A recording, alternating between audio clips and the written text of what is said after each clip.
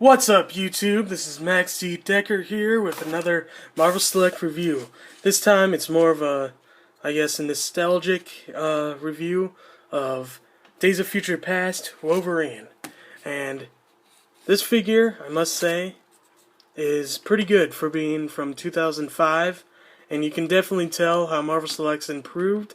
And you can also tell how they've been awesome since the very beginning, I guess, or from 2005 at least. And I think this figure is kind of a must-get. You don't have to, but I think it's going to become more rare with the fact that X-Men Days of Future Past is coming out next year, and the fact that this comic series is based out of 2013, which this year is 2013. And I'm going to start out with not the figure, but the base.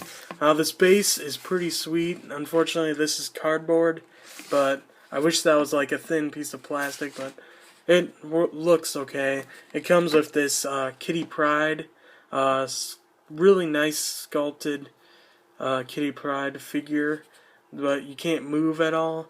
It's pretty much just there so you can like make the front cover of the comic book come to life, which I think is pretty cool. Be cool if they did this with more figures, but you got this back panel, which is nice, you know, just like the comic book cover, which I haven't read, but I've heard about, you know, obviously. And then this has great rock detail here and great like sand detail, which I got this action figure set, kind of a set, because you get this figure as well, which is, this alone is like kind of a nice statue piece, you know, if you wanted. But I got this used off of eBay for $11, so I thought, man, that's a great deal, because you get a nice older figure of Wolverine, of him actually being older, and you get like this. It's cool. Like, I think this is a great figure, because I wanna have all the new Marvel Selects, but I also want to have a few older ones.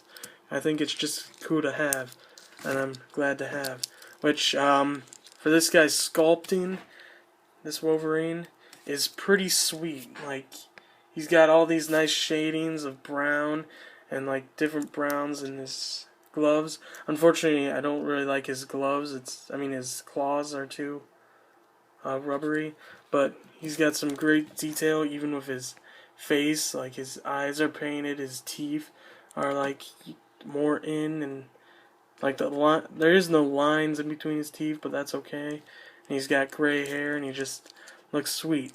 And this guy's articulation is pretty good. Like, it's not the best, obviously, but it's definitely not the worst. They've gotten way better at articulation, and I'll show you like my favorite Marvel Select with articulation here later. But you know, it's got all this great sculpting all over. His articulation, his head can go down, all the way down there, and his head can go all the way up, which is more based, like, it's more at a curve, you know, like he's hunched back, because it's like made to be, and you can tell it's made to be in his pose that he's in the front cover.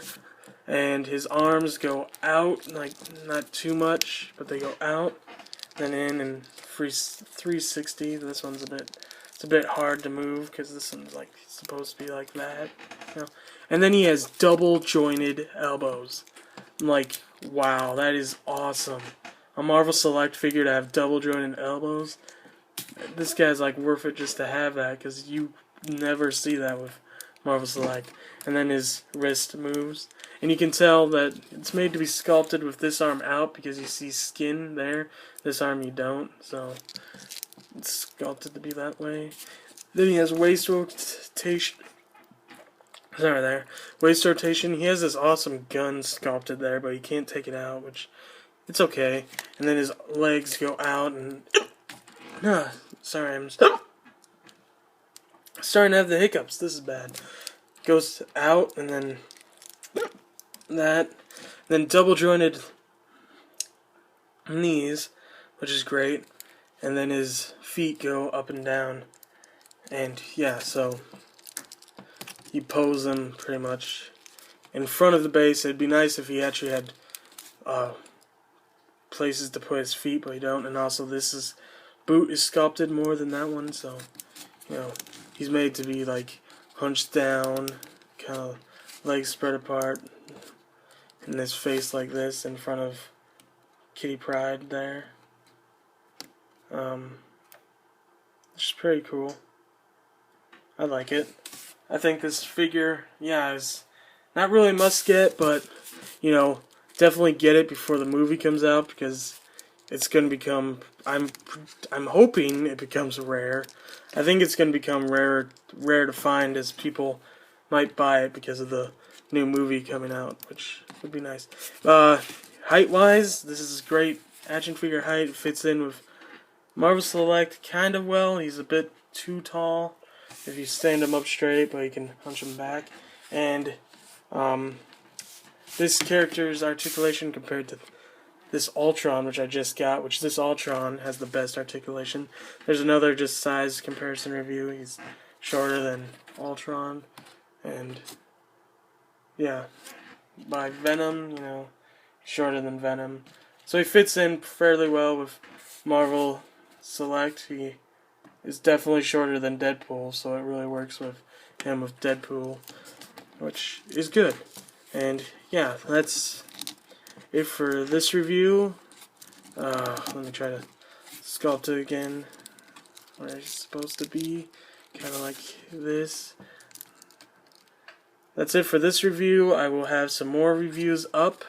Like, I'm not sure if today, but definitely tomorrow. I will have, there we go. I will have this Ultron review. And yeah, this Ultron is the best Ultron figure you can get, and has some of the best articulation ever. And one of the coolest, and also a pretty cool base. But yeah, that's it for this review. See you for the next one. Get this figure if you're a fan of the X-Men, fan of gray-haired Wolverine, and get it just for the fact that it's made in 2005. It's based off of a comic that's based off of this year, and is going to be in next year movie, which, if they do well, it will be incredibly awesome. But that's it for this video. Catch you for the next one. Catch you for the Ultron one.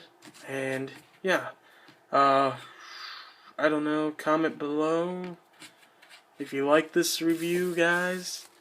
And you know, comment below if you're gonna get this figure. And catch you for the next one.